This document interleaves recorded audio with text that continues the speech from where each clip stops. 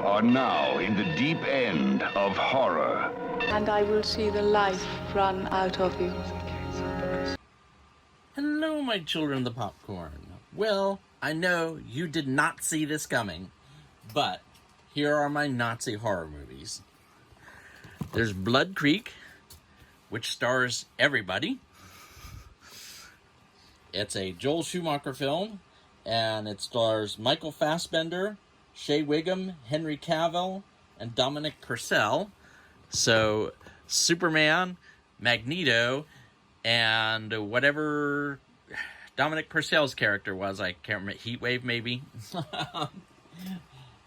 in early roles. It's not great, but it is fun. Blood Rain, The Third Reich, which is just absolutely dreadful. The Boys from Brazil, a pot boiler that I love, but it's probably too long and old-fashioned filming, but does have Gregory Peck, who played nothing but absolute straight-A good guys up until this point, and then here he plays Dr. Joseph Mengele, and he does a fabulous job. James Mason is good in a supporting role, and Laurence Olivier is Gregory Peck's opposite number as a Nazi hunter. The Bunker, The Dead Don't Pick Sides. Just the title is good. Dead Snow. Hands down, I think the best Nazi horror film. It's not quite my favorite. I'll get to that later, but it is, I think, the best Nazi horror film. And Dead Snow 2 is a lot more complex, and it is definitely not as good as Dead Snow. Dead Snow is a classic, but Dead Snow 2 is definitely a worthy film, but it's not going to be for everybody.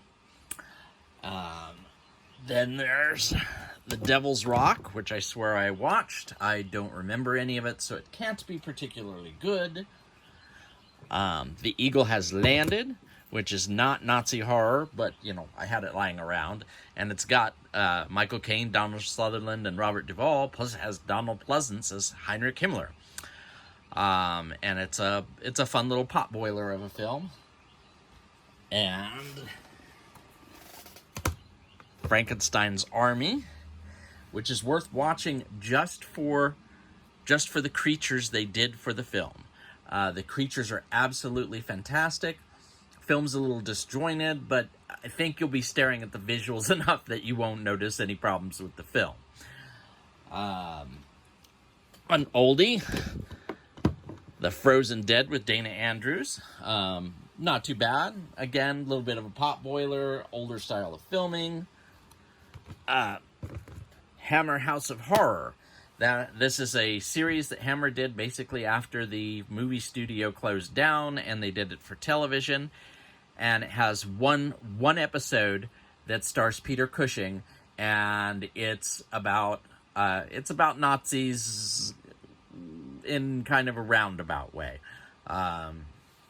Basically, Peter Cushing was a Nazi scientist, and now he does other things.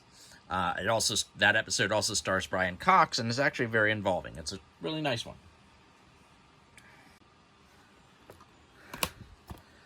The Holcroft Covenant with Michael Caine and Victoria Tennant.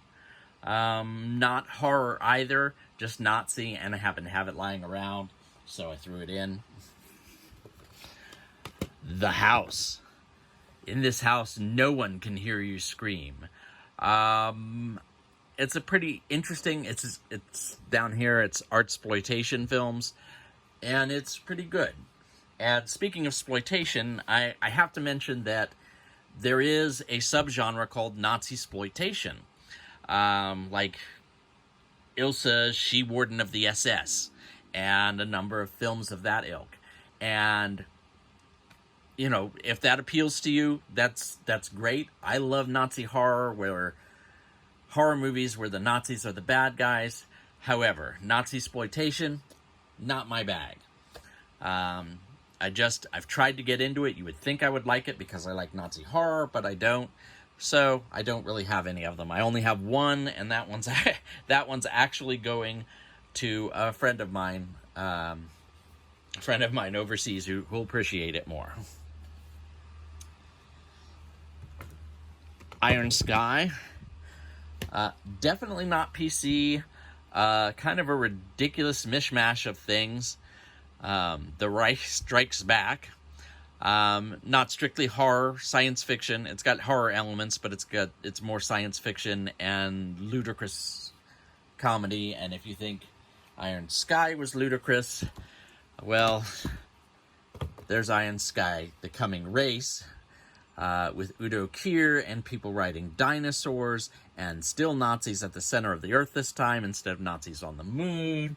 And it's just a mess, but, you know, entertaining. I have a bootleg Blu-ray of The Keep that I picked up some time back. I also have the legit DVD release from Australia that I got afterwards. And I'd say picture quality is about the same, so, you know, think about that before you buy a bootleg Blu-ray of it. Just get the DVD from Australia. The Keep is absolutely fantastic. I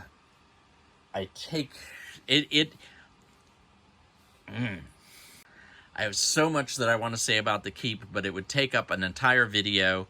The Keep is just an amazing, amazing lost opportunity. It's an incredible film, but it is so chopped up and so disjointed. I want to say that the original cut was like 3 or 4 hours long, from director Michael Mann, who has disowned the film and has not only disowned the film, but actively prevents people from releasing it, which is why we've only gotten an Australian release. He absolutely doesn't want this released. I don't know why. The Tangerine Dream score is fantastic. It has Jürgen Prochnow in it, and Gabriel Byrne, and Ian McKellen, and Scott Glenn. So just a fantastic cast. The thing is that the scenes, there's just so much to put into the film that everything becomes really choppy and you can't really get a good grasp of what's going on, particularly through the midsection of the film. But the visuals are just so amazing. And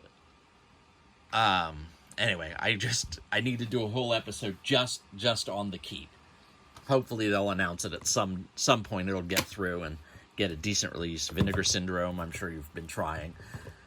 Nazis at the Center of the Earth. I must have picked this up out of a dollar bin because it definitely looks like it's from Asylum. I don't remember it, so I must not have even gotten through it. Jess Franco's Oasis of the Zombies. Again, like with Nazi exploitation, Jess Franco is an acquired taste.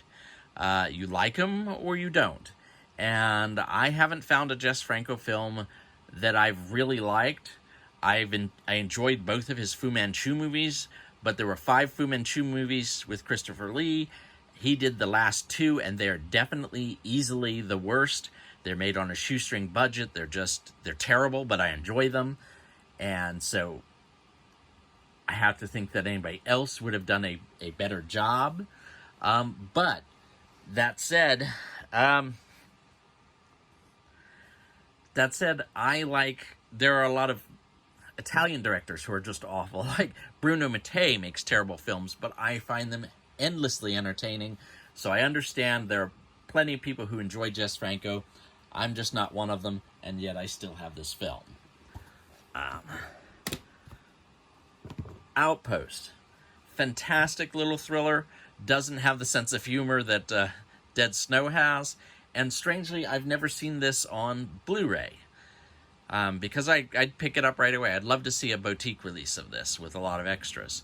Because the first film with Ray Stevenson is easily the best of the 3 Outpost films. Then there's Outpost Black Sun, which is a sequel. And Outpost Rise of the Spetsnaz, which is a prequel. And all 3 of the Outpost films are very entertaining. But if you watch this or are a fan of the original Outpost, you might get disappointed when you watch the other 2. They're fun films. They aren't Outpost. Outpost was just much better. Overlord. In 4K. Yeah, sure, it looks gorgeous. I enjoy it. It's a war film first, and then it's a horror film in the second half. But this is another film where I could talk for an entire episode about the film. In particular, what I read was referred to as blackwashing. I had to look it up because it's utterly ridiculous. They have the 101st Airborne jumping in World War II. This is on D-Day, or just before D-Day. And they have an African-American sergeant and an African-American private. And it's ridiculous because they were not integrated in any way until well after World War II. And so it immediately, the scene opens with them in the plane, and it immediately takes me out of the film. Having been a history major, it immediately takes me out of the film, and I'm like, oh, this is ridiculous. And yet, of course, we're talking about a film where, you've got basically a super soldier serum and Nazi zombies, and I take the historical inaccuracy as the thing that's ridiculous. So, maybe I'm the one being ridiculous.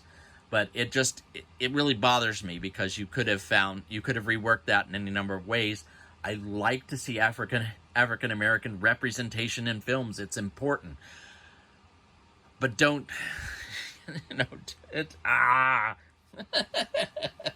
Anyway, just the historical part of it just really bothers me. But it is a decent film. It's a fun film to watch. Panzer. This is not a fun film to watch. They even have on the front cover, Get the App, which I'm assuming is some kind of game that was, most horrific interactive experience.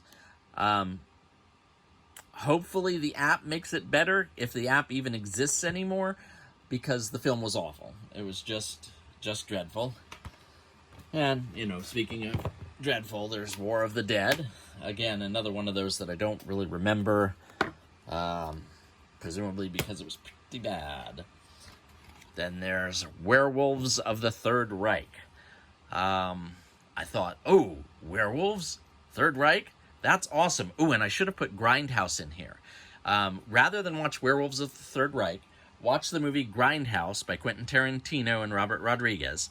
And there's a preview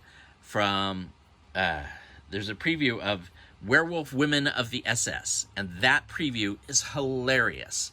And is actually, I would watch that in a minute, and it would be, just the preview is way better than that film. And finally, Zombie Lake, which is, I guess, Jean Rollins' answer to Jess Franco's Oasis of the Zombies. This one has Nazis in a lake, but it actually has one sympathetic Nazi zombie in a lake. It has some interesting stuff in it, but overall, it's a pretty terrible film. But it's interesting, at any rate. That's my Nazi zombie collection. And then I forget about my favorite of all of the Nazi horror films, and that is Shockwaves. And it's my favorite because it stars Peter Cushing as a Nazi, and John Carradine is in it too, and Brooke Adams is pretty good, and the rest of the actors are just terrible in it. I love the artwork on here, which does not really reflect the actual film, but is still pretty funny. The best of the Nazi zombie movies. It is certainly my favorite. There's Peter Cushing on the back. Blue Underground will undoubtedly release a 4K version of this at some point, though it would seem to be overkill given the nature of the material. And there's Apt Pupil, with Ian McKellen giving a fine performance as an ex-Nazi officer. Blood Vessel, a recent film which is not exactly Nazi horror. That's about vampires in World War II, but it's pretty cool, and they're aboard a Nazi vessel. Certainly the Puppet Master series is Nazi horror. Many of them don't take place during that era, but they refer back to it. Puppet Master, The Littlest Reich. Bela Lugosi in Black Dragons, and I love this collection because it's the black and blue collection. Bluebeard, Black Dragons, and Black Raven. And of course, Death Ship with a pretty decent slip. Vinegar Syndrome sets a high bar, but that's a nice slip. And there's the non-slip version.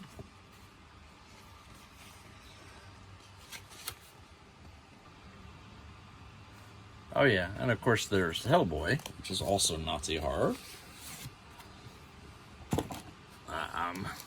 And this is the director's cut, 3-disc version.